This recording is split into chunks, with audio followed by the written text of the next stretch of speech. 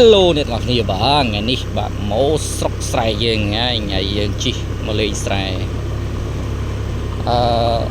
ពីមុនយើងជិះតែតេគូណាជិះតេគូម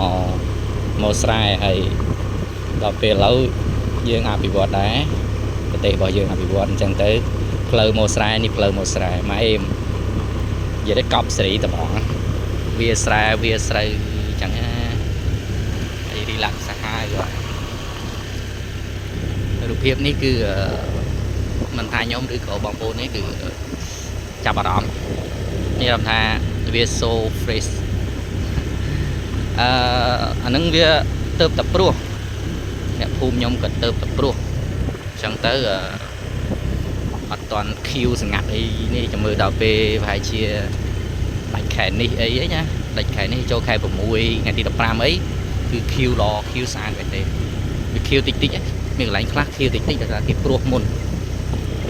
ដល់ស្រែហើយស្អាតបងប្អូនអើយ Q ដែរ